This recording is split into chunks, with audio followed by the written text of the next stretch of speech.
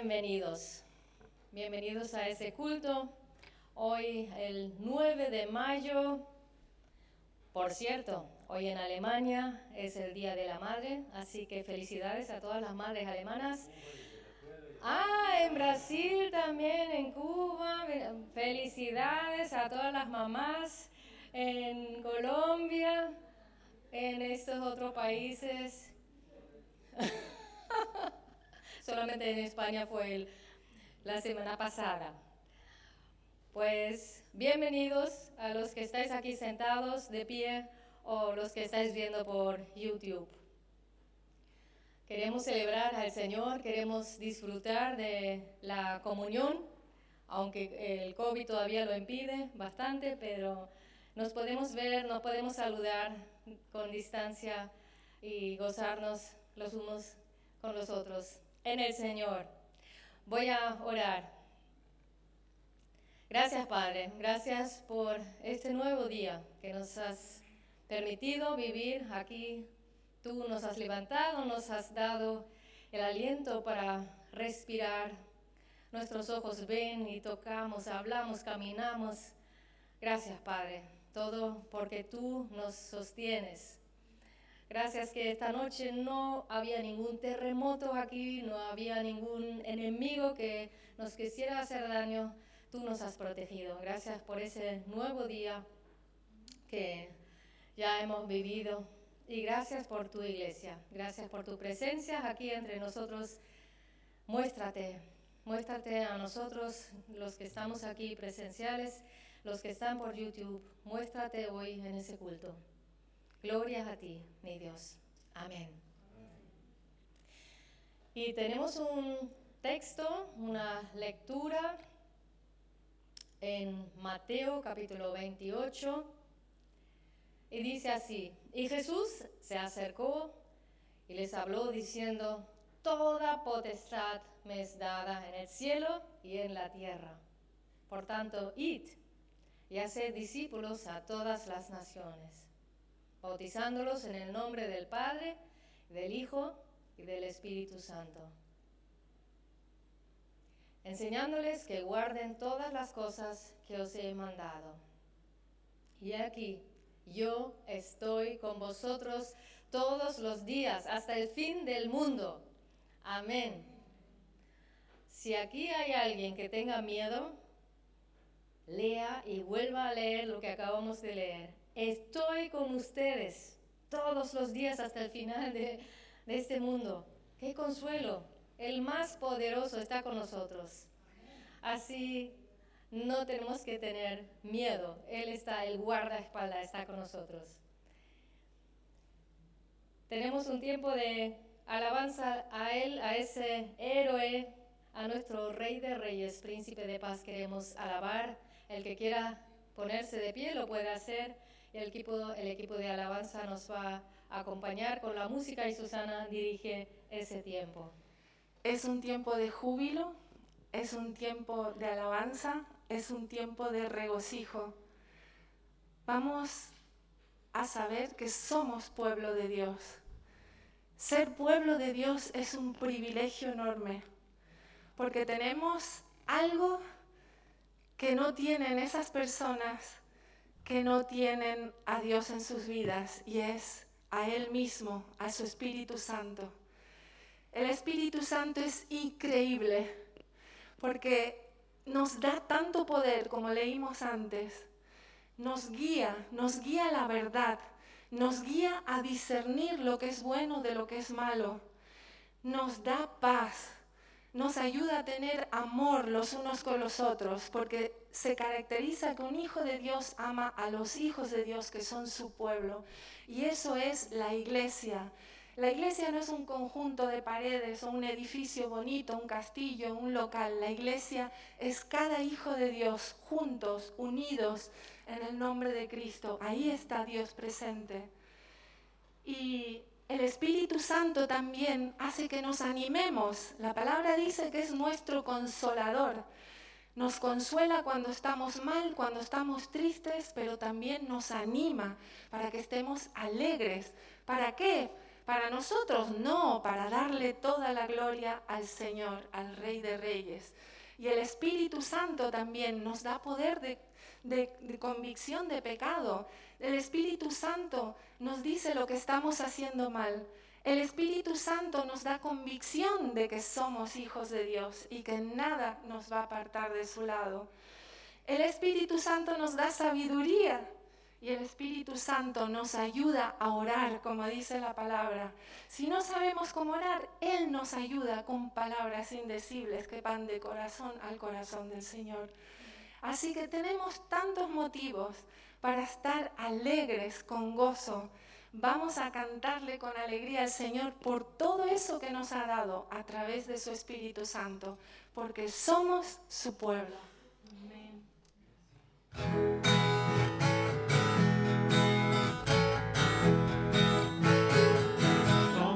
Pueblo de Dios,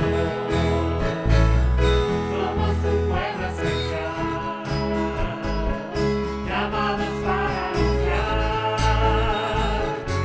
las virtudes de aquel que nos llamó a su luz.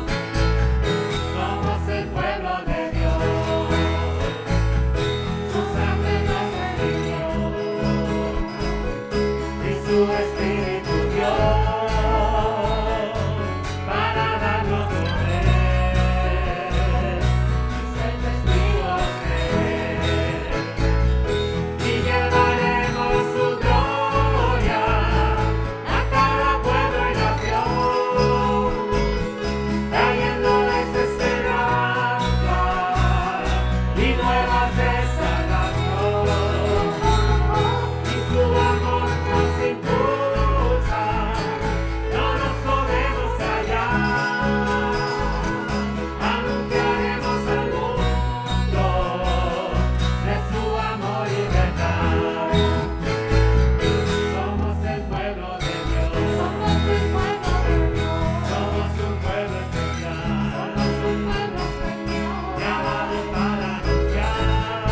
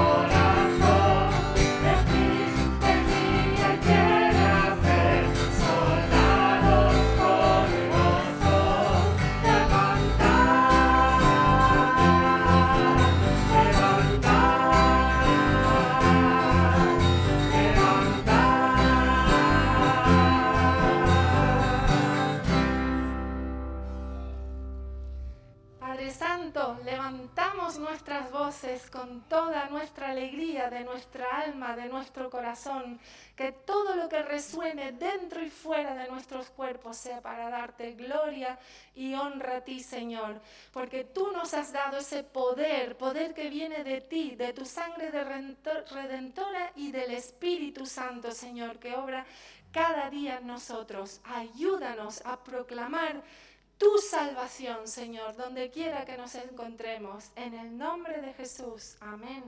Amén.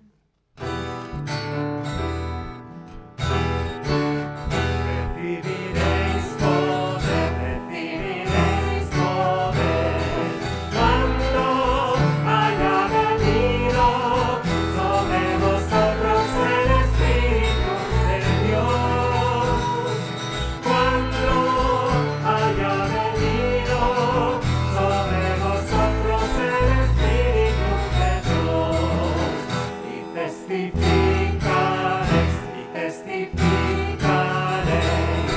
en Jerusalén, Judea también, Samaria y hasta el final.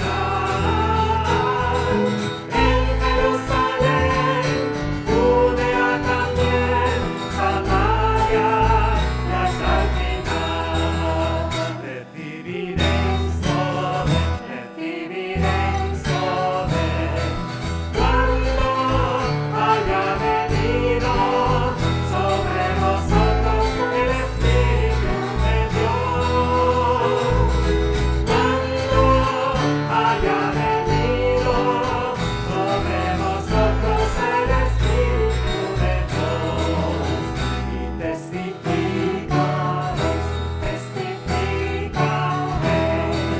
en Jerusalén, Judea también, Samaria y hasta el final. En Jerusalén, Judea también, Samaria y hasta el final.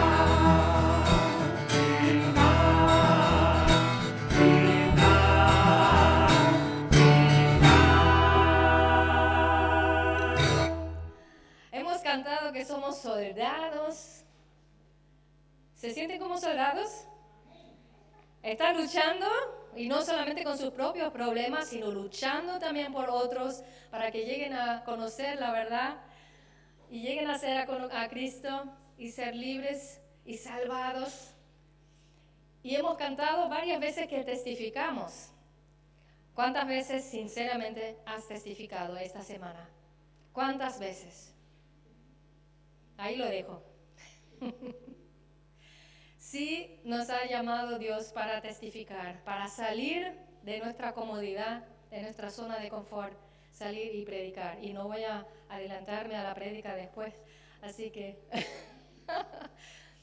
vamos a orar por los niños que ahora van a su clase. Vamos a orar. Padre, gracias. Tu misericordia, tu gracia con ese mundo todavía no ha terminado, porque todavía nacen niños. Todavía tienes buenos planes para con nosotros. Tienes un futuro. Gracias, Padre. Y te rogamos en esta tarde por los maestros y por los niños, que sean tocados por ti, en lo que escuchen, lo que ven.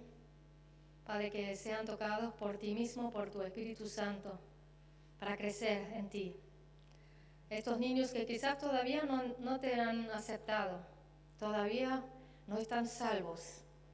Te rogamos que cada uno que todavía no lo es, que pronto lo sea, que se entregue a ti, que doble sus rodillas y que entregue su vida a ti, cada niño, cada niña que hoy van a esta clase y los demás que están escuchando.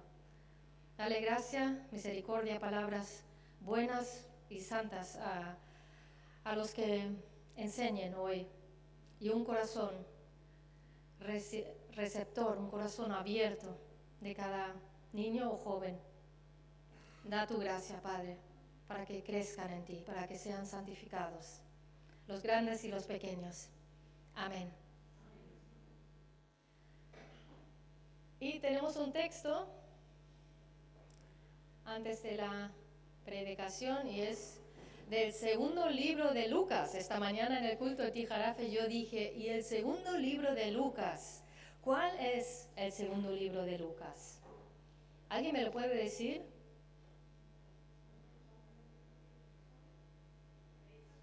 Hechos, un voluntario valiente. Sí, todo el mundo lo veía en la pantalla, pero nadie se atrevía.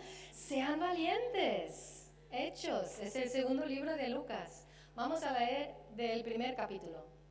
En el primer tratado, o Teófilo, hablé acerca de todas las cosas que Jesús comenzó a hacer y a enseñar, hasta el día en que fue recibido arriba, después de haber dado mandamientos por el Espíritu Santo a los apóstoles que había escogido, a quienes también, después de haber padecido, se presentó vivo con muchas pruebas indubitables, apareciéndoseles durante 40 días y hablándoles acerca del reino de Dios. Y estando juntos les mandó que no se fueran de Jerusalén, sino que esperasen la promesa del Padre, la cual les dijo, oísteis de mí. Porque Juan ciertamente bautizó con agua, mas vosotros seréis bautizados con el Espíritu Santo dentro de no muchos días. Entonces los que se habían reunido le preguntaron diciendo, Señor, ¿restaurarás el reino a Israel en este tiempo? Y les dijo, no os toca a vosotros saber los tiempos o las sazones que el Padre puso en su sola potestad, pero recibiréis poder cuando haya venido sobre vosotros el Espíritu Santo, y me seréis testigos en Jerusalén, en toda Judea, en Samaria y hasta lo último de la tierra. Y habiendo dicho estas cosas, viéndolos ellos, fue alzado y le recibió una nube que le ocultó de sus ojos. Hasta ahí. Amén. La palabra del Señor es maravillosa. Cada vez que leo algo nuevo, se me enciende en mi mente y mi corazón. Nosotros no estamos en Jerusalén, tampoco estamos en Judea ni en Samaria, pero estamos en los fines del mundo desde ese punto de vista. Así que seremos testigos, dijo Jesús hace 2000 años y hoy seguimos siendo testigos. A ver de qué va a ser la prédica de hoy. Invito al pastor Pedro que nos hable al corazón y a la mente y al espíritu. El título que he puesto al mensaje en esta tarde es El comienzo de la Iglesia, el principio de la Iglesia. Dios comienza con la Iglesia, porque es cierto que parece ser que estamos acostumbrados de que de repente pues había una iglesia ahí en Jerusalén, pero no es así. Dios empezó una obra. Lucas escribe el Evangelio de Lucas, pero también el libro, el segundo libro, como dice Dorle, que aquí se nos ha presentado como un tratado, un folleto, pero es un folleto bastante amplio porque Lucas ya tiene muchos capítulos, 20 y tantos capítulos, y el libro de los Hechos también, 20 y tantos capítulos, y nosotros estamos acostumbrados a folletos, a tratados de 2-3 páginas y ya es mucho. Parece ser que Lucas aquí se extendió o quiso ser muy exhausto, muy detallado para que el mensaje que quería transmitir a Teófilo pues llegase. ¿Sabe lo que significa el nombre Teófilo? Es amigo de Dios, el que ama a Dios. Y es interesante, a mí me gustaría que todos nosotros fuésemos Teófilos, que amásemos a Dios, que seamos amigos de Dios, porque Él quiere ser nuestro amigo, Él quiere ser tu amigo para salvar y rehacer nuestras vidas. Él quiere empezar en ti una obra, porque de eso vamos a hablar. Vamos a tener 7 puntos. 7 puntos. No se preocupen, pero van a ser, creo y espero que interesantes y nos lleguen, nos acerquen a cómo Dios empezó con la Iglesia. Porque lo cierto es que pensamos que, y es cierto, que la Iglesia empieza en Pentecostés. Aún quedan 2 semanas para Pentecostés. Pero hoy, como también hemos observado, habría sido pues el Día de la Madre, porque durante muchos años lo hemos celebrado el segundo domingo del mes de mayo. Y nos hemos visto que como el mundo, por así decirlo, el mundo consumista de nuestro entorno, pues lo celebraba el primer domingo de mayo, y veníamos aquí el primer domingo de mayo, y sucedía que todos se felicitaban para el Día de la Madre. ¡Feliz Día de la Madre! ¡Qué bonito! Y las mamás les daban un saludo y un besito. Y cuando llegaba el segundo domingo de mayo, veníamos aquí, ¡Feliz Día de la Madre! Como si ya todas las felicitaciones se hubiesen dado el primer domingo. Y cuando ya lo hemos dicho, el domingo pasado lo dijimos, todos los días deberíamos respetar, honrar y felicitar a nuestras madres y a nuestros padres también, por ser honestos y para cumplir con el mandamiento que Dios nos ha dado. Pero bien, en 2 domingos entonces conmemoraremos el día de Pentecostés, cuando llegó aquel acontecimiento al que Jesús había hecho referencia a sus discípulos. Lo acabamos de leer en Hechos capítulo 1, pero no solamente ahí, nos indica que Jesús iba a empezar algo nuevo. Lo primero que vamos a observar es que Jesús comenzó a hacer. Lo ha dicho también aquí Lucas, en el primer tratado, oh Teófilo, hablé acerca de todas las cosas que Jesús comenzó a hacer y a enseñar. Jesús comenzó a hacer. Jesús ha comenzado a hacer algo en ti. Porque el que estés aquí, el que estés viendo esto también, es porque Dios ha empezado algo en ti. Él ha empezado algo en ti y a lo mejor te sientes como no ha acabado, o la obra no se ha terminado, no ha venido la inspección de obras para decir, ahora ya se pueden entregar las llaves para ser habitable esa habitación o esa casa. Dios empieza desde el Génesis con la Iglesia, porque entonces en la creación ya Dios tenía pensado la Iglesia. Tenía pensada la Iglesia. Todo lo que tiene que ver con el Evangelio, con la salvación, con la reconciliación, con el perdón de nuestros pecados, la vida eterna, la gracia, la misericordia de Dios, tienen su principio en Cristo Jesús. Jesús es el comienzo de todo. Leemos en Colosenses 1, versículo 16, hablando y refiriéndose a Jesús, porque en Él fueron creadas todas las cosas, las que hay en los cielos y las que hay en la tierra, visibles e invisibles, sean tronos, sean dominios, sean principados, sean potestades, todo fue creado por medio de Él y para Él. A ver, ¿todo qué significa? ¿Qué incluye todo? Todo. O sea, no hay nada del universo que haya sido creado. Y bueno, nosotros decimos que fuera de lo creado no hay nada. Es cierto hasta cierto punto, porque fuera de lo creado está el Creador. Y en el Nuevo Testamento, pero también en el Antiguo Testamento, se nos hace referencia de quién es el Creador. Y aquí se nos dice, en estas palabras que acabo de citar, Jesús es el origen de la creación. Él habló, Él fue el verbo al cual hace referencia Juan en el primer capítulo del Evangelio. En el principio era el verbo y el verbo era Dios. Y ese verbo fue el que creó todo, el que hizo todo.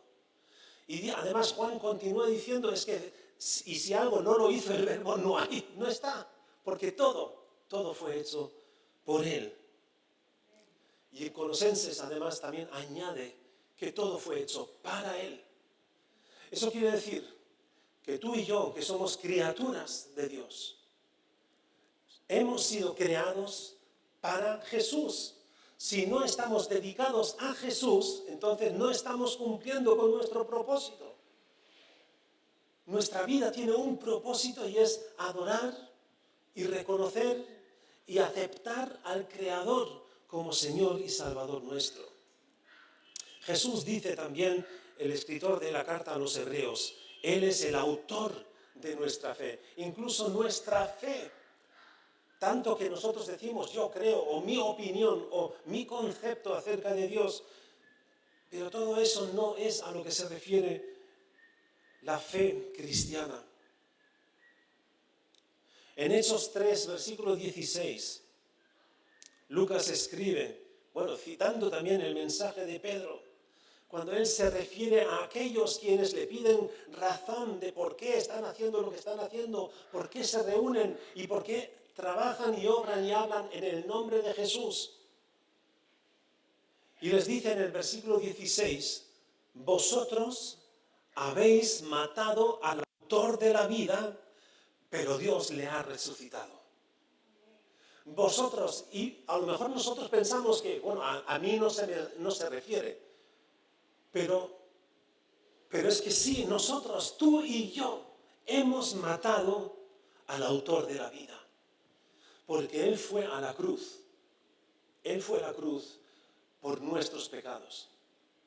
Él fue crucificado por nuestra culpa. Así que sí, también se refiere a nosotros cuando aquí dice, habéis matado al autor de la vida, pero Dios le ha resucitado. Y de eso estamos gozosos y de eso también estamos llenos, porque el motivo de que estemos aquí es porque Jesús vive. Si Él hubiese permanecido muerto, no estaríamos aquí. No tendríamos razón o motivo para tener esperanza en el Dios que murió. Tenemos esperanza en el Dios que murió y resucitó. Él comenzó en nosotros una obra que, como dice Filipenses, Él empezó la obra, pero la va a terminar también para el día de su llegada. Dios ha comenzado algo en ti. Y lo he observado. El que estemos aquí reunidos es porque Dios ha empezado a trabajar en ti.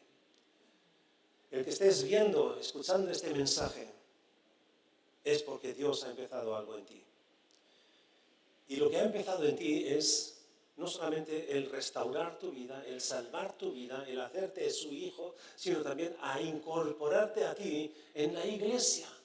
Dios ha empezado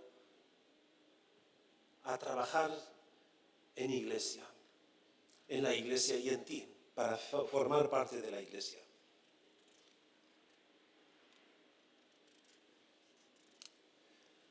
El segundo punto que quisiera observar. Dio mandamientos a sus apóstoles. Y pregunto, ¿qué significa ser apóstol? Bueno, la palabra apóstol es sencilla. Hay una tendencia ahora mismo en movimiento de las iglesias cristianas, evangélicas, pentecostales sobre todo, en las que un pastor ya no es suficiente que sea pastor, ya se le tiene que llamar apóstol, o incluso profeta, o llegará el día en el que se llamará ángel. Bueno, yo me llamo Ángel y espero que también sea un ángel, porque la palabra ángel significa enviado. No somos más que enviados, lo mismo que apóstol. Un apóstol es un enviado. Lo interesante es que Jesús llamaba a que fuéramos sus discípulos. Un discípulo va detrás del maestro, sigue los pasos del maestro, sigue las enseñanzas, las instrucciones que les da. Pero a los apóstoles, y ahora nos referimos quizá a los 12, sí, pero vamos a entenderlo bien. Jesús envía a sus discípulos que hasta ese momento habían sido seguidores de Jesús, iban detrás de Él, y ahora Jesús hace una cosa, llama a estos y les dice, vayan ustedes delante de mí, y anuncien que el reino de los cielos está llegando, está cerca o está en medio de ustedes. Es decir, convierte a sus discípulos en apóstoles, los envía delante de Él. No significa que ellos abren el camino para que Jesús pueda llegar, sino Él les envía, les adelanta.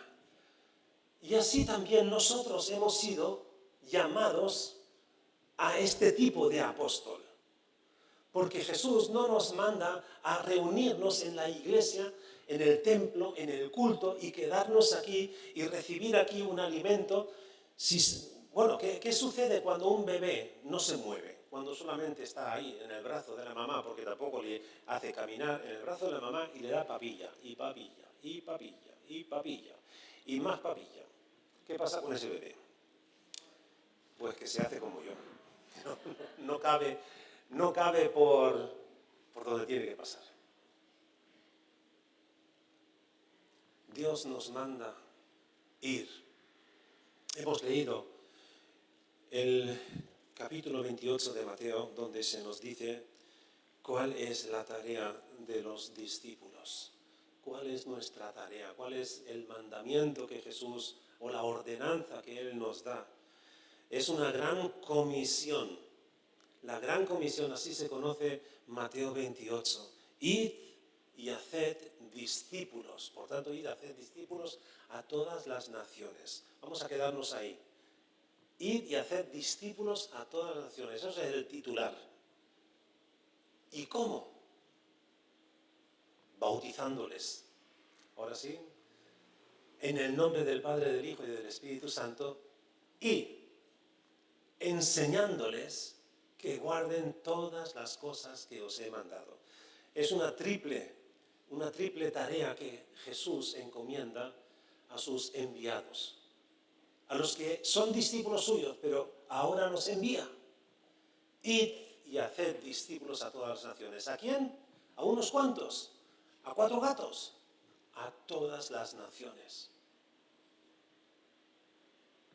Esta es la gran comisión que los cristianos hemos convertido en la gran omisión. Hemos quitado la C, porque no estamos haciendo lo que deberíamos hacer. Ya Doble antes lo adelantó.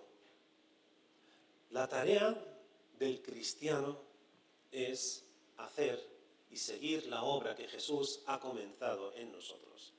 Estamos involucrados como parte de la Iglesia para anunciar el reino de los cielos en este mundo. Decimos que sí, claro, deberíamos, y siempre con este condicionante, deberíamos, y ya en eso incluimos que no lo hacemos, incluimos que vamos a fallar, que vamos a fracasar. Miren, Jesús ha empezado una obra en nosotros, y Él va a terminarla. Así que si todavía no estamos terminados, ¿qué significa eso? Bueno, hay cosas que hacer. No hemos acabado la carrera, y Pablo mismo lo admite, no he terminado. Todavía mi vida no es que haya llegado al fin, porque a veces pensamos que bueno, cuando morimos es cuando hemos llegado al fin. No, la obra que Jesús ha empezado, Él quiere perfeccionarla en nosotros, en ti y en mí. Y eso es lo que está haciendo Jesús. Y el que no esté terminada, eso también implica que tenemos todavía cosas por hacer. Todavía hay cosas por hacer en nuestras vidas. Jesús todavía tiene que corregir cosas en nosotros. Todavía cometemos errores. Todavía pecamos. Eso no quiere justificar nuestro fracaso o nuestra falta de compromiso con el Señor o nuestra justificación de la gran omisión. Pero permitamos que Él continúe trabajando en nosotros. Eso sí que está en nuestras manos. Hacer que Él pueda continuar y terminar la obra. Él ha empezado y la quiere terminar. Jesús anuncia al Espíritu Santo que es el que va a ser involucrado en esa tarea del perfeccionamiento de nuestras vidas, de lo que Jesús ha empezado en nosotros. Él dio mandamientos a sus apóstoles y ha dado órdenes a su iglesia, a ti y a mí, que vayamos a predicar el Evangelio, a anunciar el Evangelio, que hagamos discípulos, bautizándoles y enseñándoles. Lo que hace Lucas con el Evangelio, primeramente, y con el libro de los Hechos, referente a Teófilo, que es el receptor. Este libro, los 2 libros están dedicados a Teófilo. Y el propósito es que él reciba una instrucción. Por así decirlo, Lucas y el libro de los Hechos son un discipulado para un creyente que además se llama amigo de Dios o amante de Dios. Y esos dos tratados sirven para que su fe sea fundamentada. Y además lo dice también en la introducción del Evangelio de Lucas, lo dice con estas palabras, para que tu fe esté fundamentada, tenga un firme. Y la palabra griega es asphelein, tiene que ver con asfalto, lo que nosotros usamos aquí para hacer las carreteras y ponerle un firme sobre el cual podemos desplazarnos bien. Eso es lo que Lucas está facilitándole a Teófilo con los dos libros estos. Quiere que su fe esté firme. ¿Y para qué? Pues para poder realizar la tarea que Jesús nos ha encomendado. En Mateo 10, versículos 18 y 19, Jesús avisa a sus discípulos: seréis llevados aún ante gobernadores y reyes por mi causa para dar testimonio a ellos y a los gentiles. Pero cuando os entreguen, no os preocupéis de cómo o qué hablaréis, porque os será dado en aquella hora lo que habéis de decir. A veces tenemos oportunidad de hablar con alguien acerca de la fe y como todavía no estamos terminados, entonces vamos y le hablamos de la fe y nos hace una pregunta y dice, el pastor, o el hermano este que tiene más madurez, que ya tiene más conocimiento. Y a veces somos así de inacabados, que no tenemos fundamento porque no hemos indagado, no hemos tratado el tratado del discipulado que nos presenta Lucas y el libro de los Hechos. Porque no hemos querido ahondar más, no hemos querido, porque en realidad es eso, no queremos dar más de lo que estamos dispuestos a dar. Y Jesús exige todo. Hemos sido creados por Él y para Él.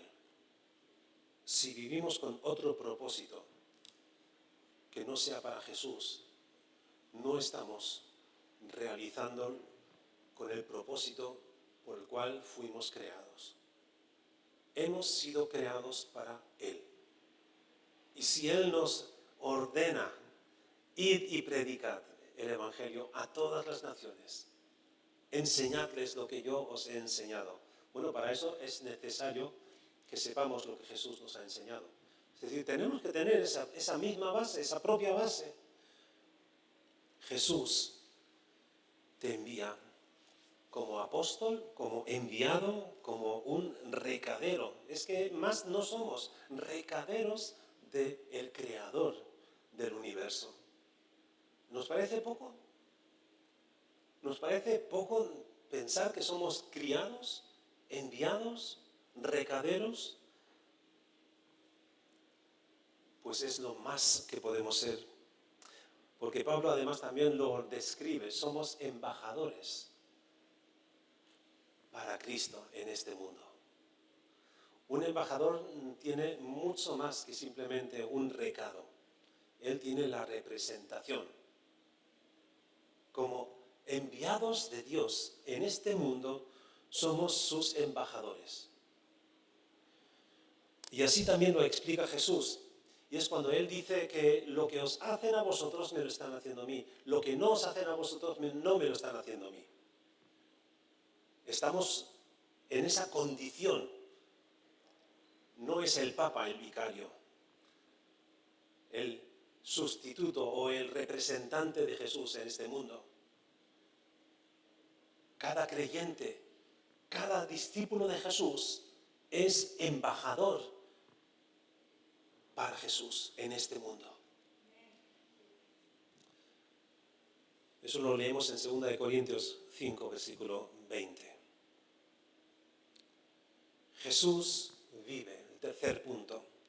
Jesús vive y en eso, en su vida, radica nuestra autoridad, la autoridad también para ser embajadores y para anunciar el reino de los cielos. Porque podrían preguntarnos, ¿y tú en nombre de quién vienes? ¿O a causa de qué estás reclamando tú el reino de los cielos o anunciando el reino de los cielos en este mundo y en este tiempo? Muchos reclaman ahora la autoridad. Muchos reclaman y exigen tener, bueno, ahora mismo han habido elecciones en la Comunidad de Madrid. Ha habido un cambio también de tendencia. ¿En qué radica la autoridad de un político? Ya lo dije la semana pasada. En el número de votos. Pero ¿en qué radica la autoridad de los creyentes para decir y anunciar que el reino de los cielos está aquí, que el Evangelio es la salvación, que Jesús es el Salvador? ¿En qué radica eso? Radica en la resurrección de Jesús. Porque si Jesús solamente hubiese muerto por nuestros pecados, sí, se había saldado la deuda, pero no tendríamos esperanza. Por eso resucitó. Cuando yo me convertí, teniendo 14, 15 años, conocí el Evangelio, conocí a Jesucristo. Hasta ese momento me habían criado en la religión católica como, pues bueno, yo creo que a todos, que conocían Navidad y Semana Santa. Eso era, Jesús nació y se celebra, qué bonito, los regalos, los reyes, y eso era bonito. Pero ahí se quedaba. Y en Semana Santa pues murió, porque no se hacía énfasis en que resucitó. Sin embargo, en un encuentro que tuve con jóvenes cristianos que hablaban acerca de Jesús, que Jesús vive, que Jesús está vivo, que puedo conocerle en este momento. Quizá no con mis ojos visualmente, o escucharle acústicamente con mis oídos, pero sí podría experimentar que Jesús vive. Jesús no es un personaje de hace 2000 años. Jesús es un personaje de la eternidad. Es un personaje ya de ahora y en este momento. Y ahí es donde está radicada la autoridad que tenemos para anunciar el Evangelio. No estamos anunciando un Evangelio de que hace 2000 años alguien pagó por nuestras deudas. Estamos anunciando un Evangelio de que Él resucitó y que quiere estar en una relación estrecha con cada creyente. Y en eso radica la autoridad de este Evangelio, del anuncio. Miren, cuando los apóstoles, hace 2000 años, dieron testimonio acerca de Jesús y también hicieron señales y milagros, los gobernantes, los líderes políticos y religiosos les querían prohibir hablar acerca de Jesús y hacer milagros en nombre de Jesús. Y ellos decían, no podemos obedecer a vuestras órdenes porque esas están por debajo de la autoridad del que venció la muerte, del que está vivo. Cuando Pedro sana al paralítico que estaba mendigando en la puerta que se llamaba La Hermosa, él le dice, oro y plata no tengo, pero lo que tengo te lo doy en el nombre de Cristo Jesús, el que habéis matado, pero que Dios le ha resucitado. En nombre de ese Jesús vivo, te digo, levántate y camina. La autoridad no está en un Dios muerto. La autoridad no está en una religión establecida en alguna parte. La autoridad está en el resucitado, en Jesús vive. Jesús vive y puedes tener el encuentro hoy con Él. No es una teoría, no estamos hablando de un libro muerto o que se redactó hace 2000 años y que ahora pues estamos leyendo la historia del pasado. Estamos leyendo la historia del presente y del futuro, porque Jesús vive. Esa es la diferencia. Y por eso los discípulos en aquel entonces se convirtieron en apóstoles, porque obedecieron a Jesús y siguieron sus instrucciones, y con la autoridad que Jesús les había otorgado, hacen lo que hacen, dicen lo que dicen, Así que si nosotros tomamos en serio el poder y la autoridad del resucitado, no nos podemos callar. Lo hemos cantado antes en la canción Somos el pueblo de Dios. No nos podemos callar, porque Jesús vive. El cuarto punto, ven que son un poquito más concisos. Jesús les ordena que no dejen Jerusalén, que se queden allí. Jesús les da unas instrucciones muy concretas. Y cuando nos da instrucciones concretas, lo más sabio es seguirlas. Cuando Jesús había muerto y resucitado, Jesús había quedado con sus discípulos en el mar de Galilea. Y ahí fueron, pero no sabían qué hacer. ¿Y qué es lo que hacen? Pues lo que habían hecho antes de conocer a Jesús, ir a pescar. Leemos, por ejemplo, en la historia en Juan 21, Simón Pedro les dijo, voy a pescar. Y le dijeron los otros, vamos también nosotros contigo. Salieron y entraron en la barca, pero aquella noche no consiguieron nada. Algunos entienden que la pesca es un deporte. Otros entienden que la pesca es relajante. Yo no creo que para Pedro y los otros discípulos que estaban en esa barca y pasaron la noche pescando y no pescaron, eso no era relajante. Imagínense que se pasan, yo sé que hay gente de nuestra iglesia que les gusta ir a pescar, van con la caña y se pasan la noche echando el anzuelo y recogen y echan otra vez, y al final de las 6 horas que han estado trasnochando, tienen un pececito así, que lo echan otra vez porque es demasiado pequeño, y eso es todo lo que han conseguido. Pues los discípulos de Jesús, echando las redes, no pescaron nada. Jesús no les había dicho, vayan a Galilea y vayan a pescar, sino espérenme, quiero reunirme con ustedes allí. Y ahora les dice, permanezcan en Jerusalén, porque vendrá el Consolador, vendrá la promesa que les he hecho. Y la promesa que Jesús se refiere aquí es el Espíritu Santo. Hasta ese momento todavía no tenían el Espíritu Santo, no había llegado. Habían estado, aquí también lo hemos leído, que habían estado 40 días después de la resurrección de Jesús, que Jesús se les había aparecido, les había enseñado, les había instruido, les había preparado. Es decir, 40 días, desde Semana Santa, Domingo de Resurrección, hasta aproximadamente la semana que viene.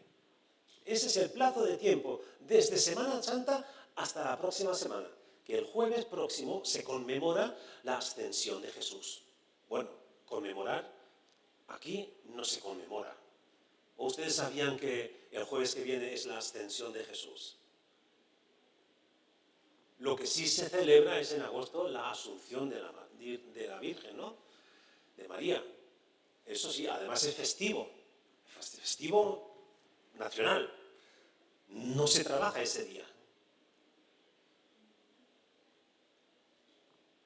De Jesús leemos su ascensión. De la asunción de María no leemos nada en la Biblia. No hay ninguna indicación que diga que María iba a ser, la madre de Jesús iba a ser llevada al cielo. En la Biblia leemos de varias personas que no murieron o que no se sabe lo que pasó con sus cuerpos. El primero que habla en el Antiguo Testamento, en Génesis, es de Enoc. Él caminó con Dios. Se habla de todos los demás, que todos ellos tenían hijos y cuando cumplieron tantos años murieron. Tuvieron hijos y murieron. De Enoc no se dice, tuvo hijos y caminó con Dios. Se fue con Dios. Fue tomado. Después leemos de Elías. Elías también subió con el carro de fuego y fue llevado al cielo. Y también se lee de Moisés. Él sí murió, pero no se encontró su lugar del cuerpo. Interesante que cuando en el monte de la transfiguración, cuando Jesús y 3 de sus apóstoles van al monte de la transfiguración, se aparecen Elías y Moisés, los que no tuvieron un funeral, los que están en la presencia de Dios y negocian y tratan con Jesús las cosas que van a pasar a partir de ese momento, su entrega, su traición, la muerte, el sufrimiento, la resurrección. De todo eso Jesús habló durante 40 días con sus discípulos. A 10 días de la llegada, todavía no lo sabían. Jesús les dice, en pocos días en Jerusalén, permaneced aquí, porque en pocos días va a venir la promesa. ¿Y qué es lo que hacen los discípulos? Pues se quedan en Jerusalén. Se quedan en Jerusalén. Los 12, pero no solamente los 12. La familia de Jesús estaba presente también. La madre de Jesús, los hermanos de Jesús, las hermanas de Jesús, estaban ahí reunidas. 120 personas. Una iglesia más grande que la nuestra aquí. Y allí, permaneced en Jerusalén. Cuando Jesús nos dice, permanece, espérame, quiero venir, quiero instruirte, quiero darte un fundamento para que tu fe pueda resistir y para cuando vengan personas que van a pedirte cuentas de qué es lo que crees, puedas decir, yo creo esto. No tengas que recurrir al pastor o a una enciclopedia. Yo sé en quién he creído. Yo sé por qué. Porque el Espíritu Santo te va a dar palabras que hablar. Cuando Esteban, el primer mártir, fue apedreado, fue muerto, él vio al resucitado. Él vio a Jesús, al Hijo del Hombre, a la diestra del Padre. Él estaba allí, él lo vio. Y eso testificó, eso es lo que causó más furia en los que estaban allí condenándole. Y le apedrearon, pero él vio. Miren, cuando hablamos del resucitado no es una suposición, no sé, vamos a esperar que sí, que sea algo así, que haya resucitado, sino es algo que podemos tener certeza. Y a eso quisiera llevarles, a traerte a conocer al resucitado, porque si no conocemos al resucitado no tenemos nada que decir. Si no conocemos al resucitado, no tenemos nada que compartir. Sería una religión más, como tantas que hay en este mundo. Pero nosotros no enseñamos, no predicamos una religión, nosotros predicamos al resucitado. Y ahí también Pablo lo dice con agudeza. La palabra de la cruz es necedad para los que se pierden, pero para los que creen es poder de Dios. Si Jesús resucitó y en su resurrección tenemos la autoridad. Y Jesús les dice, esperad en Jerusalén hasta que llegue la promesa. Y la promesa llegó. Por eso también la autoridad de nuestro mensaje está por una parte en el resucitado, pero también en su Espíritu Santo. Porque el Espíritu Santo es un espíritu de poder, un espíritu de transformación. Jesús anuncia que el Espíritu Santo lo que provocará en las personas es convicción del pecado. Nos va a convencer que estamos perdidos, que tenemos pecado, que no somos perfectos, que la obra que Jesús ha empezado en nosotros no está acabada todavía. El poder del Espíritu Santo es el que ha sido prometido también para nosotros hoy. La promesa que Jesús había anunciado a sus discípulos en Juan 14, los versículos 18 al 19 y el 15, el 26. Y los discípulos habían vivido ya experiencias de la autoridad del Espíritu Santo. Jesús ya les había hecho experimentar su poder. Porque cuando Él les envió en dos ocasiones. Primera eran los 12 apóstoles, fueron enviados en Lucas, ahora no lo tengo aquí presente, pero los envió en Lucas 9, capítulo 9, versículo 1 y en 10, versículo 1. La primera vez en el 9 son 12 que son enviados para anunciar el reino de los cielos y Él les da autoridad. Les sopla el Espíritu, su Espíritu, para que tengan autoridad y cuando regresan están gozosos. En el capítulo 10, versículo 1 también los envía otra vez. Ahora son 70 que envía de 2 en 2 para anunciar el reino de los cielos. Y les sopla su Espíritu y a través de ese Espíritu tienen autoridad sobre espíritus malignos, sobre la muerte, sobre enfermedades, sobre ataduras, sobre parálisis, sobre la lepra. Y regresan gozosos. En tu nombre, Señor, hemos expulsado demonios, hemos hecho esto y hemos hecho aquello. Y Jesús dice, no se gocen de eso, de que los espíritus os obedecen, sino gócense de que vuestros nombres están escritos en el reino de los cielos. Ahí es donde tenemos que estar. Nuestra ansiedad o nuestro deseo, nuestro anhelo es de que nuestros nombres estén escritos ahí. Y eso es lo que el Espíritu Santo nos va a testificar. Su Espíritu da testimonio a nuestro espíritu de que somos hijos de Dios. Y eso es lo que el Espíritu Santo va a provocar. Estoy anunciando de lo que sucedería 10 días después de la marcha de Jesús. Jesús está preparando iglesia. Y quiero que entiendas que Jesús está preparándote para ti, a ti para que seas iglesia, parte de la iglesia. No podemos ser creyentes solitarios. Jesús nunca envió a un discípulo solo,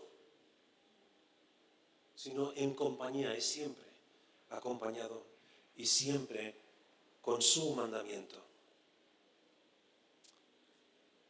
La autoridad radica en el Espíritu de Dios, un Espíritu que va a producir fruto del Espíritu en nosotros.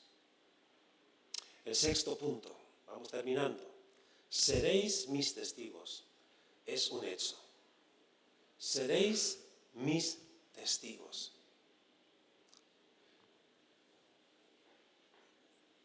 Pregunto, ¿es un deseo ser testigo? ¿O es opcional? ¿O es un programa? ¿Es una actitud, acción que tenemos que hacer? Ahora vamos a testificar. No. Para ser testigo, ¿qué es lo que tiene que pasar? Tienes que presenciar algo, un hecho. Tienes que haber visto algo. Tienes que haber escuchado algo, experimentado algo. Para ser testigo de un accidente, pues tienes que haber estado en ese lugar. No puedes testificar un accidente que sucedió en Santa Cruz de la Palma y tú estabas aquí. No puedo testificar de eso. Jesús dice, seréis testigos. Seréis testigos. ¿De qué?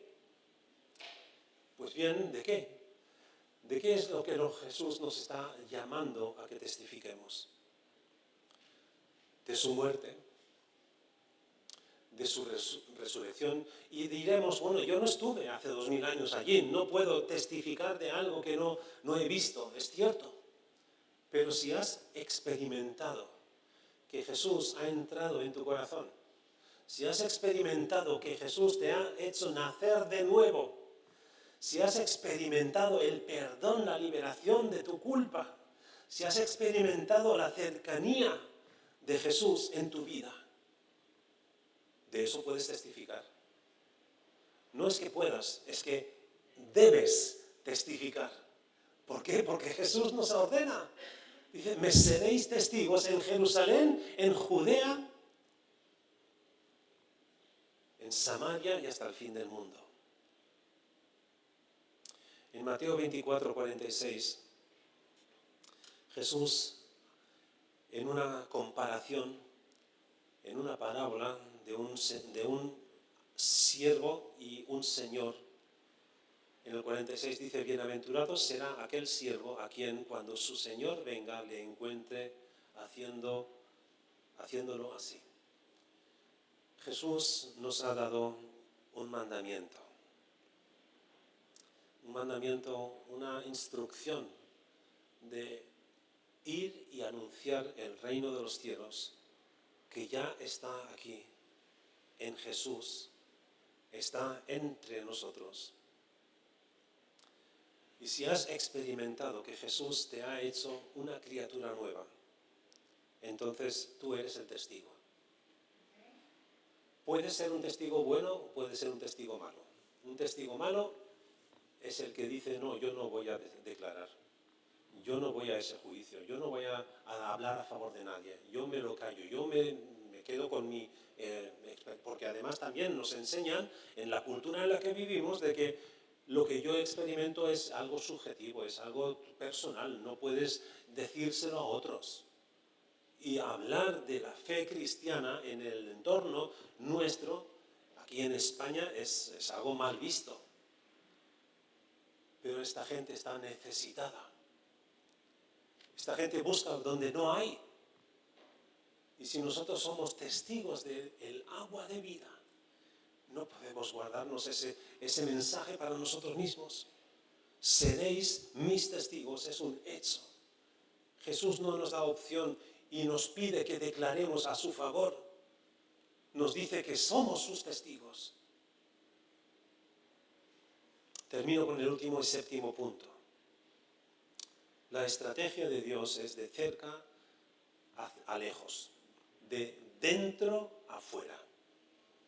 De Jerusalén. Jerusalén era el centro, el núcleo del pueblo de Israel, de los judíos. Y por eso Jesús dice, aquí es donde tenéis que empezar, en Jerusalén. Y cuando hayáis alcanzado Jerusalén, entonces Judea, la provincia. Y cuando hayáis llegado ahí, entonces a Samaria. Y cuando hayáis alcanzado Samaria, entonces el resto del mundo. Miren, el testimonio es más difícil de dar en la casa. ¿A que sí? Sí. Sobre todo lo sé porque cuando nuestros hijos, que me veían en la iglesia, el pastor, y después me veían en casa y observaban, hay cierta diferencia. En casa se porta diferente, no habla tan espiritual. O no lleva corbata. Bueno, en casa sí que la llevo cuando salgo para la iglesia. Pero eso también es un mal testimonio. Cuando en casa se dan cuenta de que para afuera nos portamos de otra manera. Y a nuestros hijos no le podemos fingir algo. Ellos nos conocen bastante bien. Pero al que no podemos engañar es a Dios. Porque es posible que tengamos el deseo de seguir al Señor y ser testigos de Jesús y anunciar el Evangelio, y lo hacemos quizá también con más o menos éxito, con más o menos habilidad, pero nos damos cuenta que es una lucha. Porque dentro de nosotros mismos sabemos que somos imperfectos. Bueno, Jesús no ha terminado todavía con nosotros. Y el que no haya terminado con nosotros es que también quiere decir, Él no se rinde. Él seguirá trabajando en nosotros en cuanto se lo permitamos. Jesús no ha terminado contigo. Eso quiere decir que está todavía interesado en continuar en ti la obra que ha comenzado. Pero Él va a comenzar y va a empezar y va a trabajar y va a terminar esa obra. Y es posible que tengamos esas dudas o esas luchas de que vivimos en la iglesia, somos diferentes que en casa, que en el trabajo. Permite que Jesús trabaje a través de su Espíritu en ti. ¿Saben cómo lo hace Jesús? ¿Cómo trabaja el Espíritu Santo? No solamente nos convence del pecado, sino nos recuerda las cosas que Jesús nos ha enseñado. Pero para poder recordar algo tenemos que, bueno, es igual cuando un estudiante de un examen final y dice, no ha estudiado nada, pero le pide a Dios que le ayude para que apruebe el examen. No es justo, ¿no? No es justo que Dios le ayude a aprobar un examen para el cual no se ha preparado. Cuando yo oro por los estudiantes que tienen exámenes, oro sinceramente. Señor, recuérdales todo lo que han estudiado. Que tengan paz y tranquilidad para presentarse en el examen. No pido que Dios engañe a los examinadores. Y además, los exámenes no son para que los profesores tengan algo que criticar en lo que has escrito. Los exámenes sirven para demostrarte a ti que no estás preparado para esa profesión o para el ejercicio que vas a realizar. Lo que hace el Espíritu Santo es recordarnos lo que hemos aprendido. Entonces, ¿qué has aprendido? ¿Qué has leído? ¿Qué historias conoces? ¿Qué enseñanzas de Jesús conoces tú? Porque es cierto que puedes tener dificultad en ponerlas en práctica, pero el Espíritu de Dios va a provocar que te acuerdes de esas enseñanzas y te va a ayudar para tener un control de ti mismo. Porque Dios no nos ha dado un espíritu de cobardía, sino de poder, de amor, de dominio propio, de sensatez. Así que pídele al Espíritu Santo que te recuerde todo lo que Jesús te ha enseñado. Estudia las Escrituras. Congrégate en las células que tenemos, en los estudios bíblicos que tenemos. Déjate discipular. Y lo interesante es lo que indiqué al principio, que Jesús nos llama a todos para que seamos sus discípulos, es decir, que vayamos detrás de Él, que sigamos su ejemplo. Pero cuando hemos alcanzado cierta madurez, cierto conocimiento, entonces Jesús nos va a enviar como apóstoles, nos va a enviar para que anunciemos. No podemos testificar de algo que no hemos vivido. No podemos anunciar algo que no hemos experimentado. Por eso, el primer paso para la iglesia que Jesús ha empezado: déjate llamar a ser su discípulo. Déjate discipular para que como discípulo aprendas las enseñanzas de Jesús. Y déjate preparar con madurez y con tranquilidad. Jesús nos da una tranquilidad cuando dice: no se preocupen de lo que van a hablar cuando tengan que hablar. El Espíritu les va a recordar las enseñanzas, las palabras adecuadas para pronunciar. O sea que es un llamamiento, no solamente un reto para hacer, sino también para estar tranquilos. Yo me imagino a Esteban. Bueno, no me imagino lo que él sufrió, desde luego, pero me imagino poder verle, y además lo dice el texto en Hechos, que él tenía una cara radiante, gozosa, de ver al resucitado ahí a la diestra de Dios. Y cuando vemos a Dios, cuando vemos a Jesús, cuando le conocemos y cuando somos conscientes de que Él mora en nosotros, de que está en nosotros, de que ha empezado algo que va a terminar, cuando nos da esperanza, cuando nos da fe, cuando nos da confianza, eso nos reta y nos empuja. Así yo quiero testificar, yo quiero hablarte de aquel que salvó mi vida y transformó mi vida y aún no ha terminado conmigo.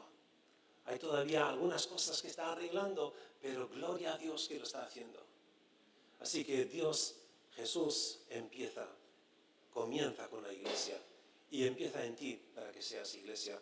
Así te invito a que seas parte de esta iglesia también. Oremos. Gracias, Jesús, que empezaste con estos discípulos que al principio eran tan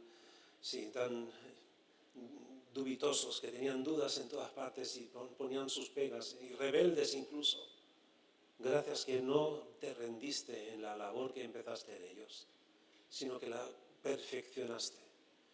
Y gracias, Señor, que lo mismo podemos esperar de ti para nosotros hoy. Has empezado una obra en nosotros, en cada uno de nosotros, en nuestros corazones, en nuestra mente, en nuestro espíritu. Señor, gracias que has empezado y que vas a llevarlo a cabo. Te ruego, Señor, por todos los que escuchen en este momento, los que estén aquí presencialmente o los escuchen a través de internet. Te ruego que si todavía no están en esa obra tuya, Señor, que abran su corazón. Señor, que se rindan a tus pies, que te reciban como su Salvador. Señor, y que sean parte de la iglesia que has empezado a construir. Y no has terminado, Señor. Hay plazas libres. Gracias, en el nombre de Jesús. Mientras los músicos, quiero decir un poquito de mis pensamientos durante la predicación. Hace más de medio año estoy haciendo un curso online. Al principio no entendía correctamente de qué iba. Quería formarme, seguir formándome, estudiando. Después me di cuenta que era para yo empezar una nueva iglesia.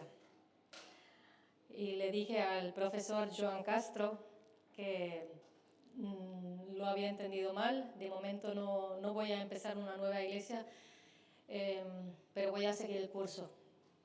Entonces llevo ya más de medio año. Y esto es una cosa que quisiera, ahora justo después de esa predicación, poner énfasis en vuestros corazones, sobre todo a los que sois líderes de esta iglesia o que lleváis más tiempo como miembros, de que no nos acomodemos. Ya llevo casi 26 años en esta isla, siempre en la misma iglesia. Han sido 3 lugares de culto y es mi deseo que en los próximos años, aparte de otras iglesias que existen, de otras denominaciones, que la Iglesia Bautista salga y crea nuevos puntos de misión, que en un futuro sean nuevas iglesias. Intencionalmente, por ejemplo, una pareja puede mudarse a Tazacorte, puede mudarse a, yo qué sé, donde no haya iglesia y empezar en El Paso. Bueno, ahí sí hay una pareja. Hay 2. Pueden empezar con células en sus casas, intencionalmente estudiar el entorno e invitar a hacer estudio bíblico. Claro, todo eso primero hablando con el pastor de esta iglesia de acorde, no así a lo salvaje cada uno, todo en orden y en paz, pero moverse, no quedarse. Voy los domingos aquí a la iglesia y ya está. Y espero que esta semana la voy a sobrevivir. A mitad de la semana estoy ya que no puedo con mis problemas y ya viene el domingo y otra vez. Gloria a Dios. No, tiene que haber algo más. Tenemos que crecer, iglesia. Tenemos que levantarnos. Tenemos que salir a ser discípulos, ser testigos. Amén. Levantémonos y cantemos la canción que viene ahora.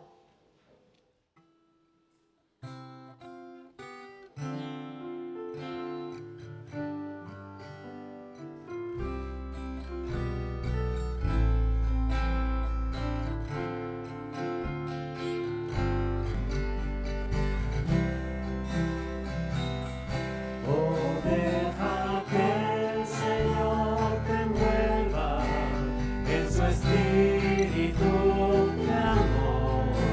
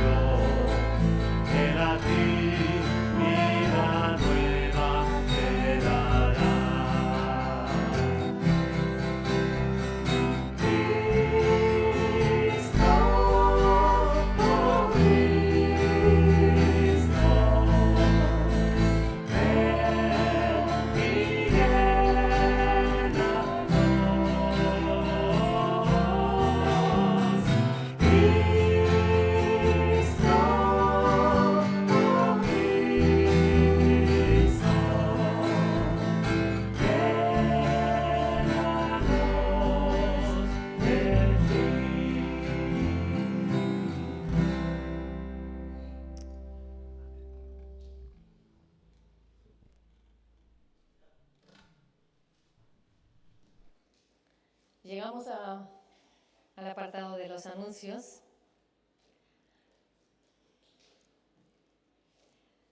Mañana, ¿quién está en el curso de aprender guitarra? ¿Hay alguien aquí? Ah, ¿qué? ¿Ya han aprendido algo? Un poquito. Bueno, sigan practicando y algún día los quiero ver aquí. Sigan practicando. Quien quiera apuntarse también a la clase de guitarra, pues apúntese. El número de teléfono está ahí. El miércoles, fiel. Hay un grupito fiel. Les alabo, les felicito. Desde aquí veo a Norma con la sombra de la corona. ¿Ves? Bueno, si me pongo un poquito ahí, veo a Migdalia también. Un trabajo fiel, toda la semana. ¿Tengo ganas? No tengo ganas. Ahí están. Gracias, chicas. El Señor lo ve. Están haciendo un gran trabajo en la sociedad, para la honra y gloria de Dios. Gracias. El jueves, a las 9 para los madrugadores. Ahí no me ven casi nunca. No, a las 9 estudio bíblico para los que quieren aprender espiritualmente, quieren conocer a Jesús más a través de su palabra y después poder ir y testificar. El viernes, la oración, el hablar con papá, el hablar con el hermano Cristo, hablar con el Espíritu Santo, a través del Espíritu Santo. Es importante, no solamente aquí los viernes, sino también en Tijarafe hay tiempo de oración, en Santa Cruz hay tiempo de oración, en nuestras casas y donde estemos hay tiempo de oración, pero aquí hay una oportunidad de reunirse como parte de la iglesia, como el cuerpo, como la familia, como el templo, como la novia de Cristo, a tener metas. Vamos a orar por esto, apuntarlo, oramos y después vemos, mira, a esto Cristo ha contestado y eso Dios lo ha cambiado. Sí se ve, no es un hablar hasta el tejado y ya se termina, sino es hablar con el Todopoderoso. El sábado urgentemente, me han dicho, urgentemente, por favor, los que tengan hijos que van al Royal Kids, este sábado va a ser presencial y necesitamos que los padres de los chicos rellenen y firmen esta autorización porque van a salir fuera. Este sábado, día 15, a las 9 de la mañana van a salir y a las 14 vuelven aquí al local de la iglesia. Tienen que traer mochila con agua, fruta, camisa y gorra. Y el que necesite más información pregunte al pastor o al equipo de Royal Kids. Pero no se olviden, sin este papelito ningún niño o adolescente pueda participar.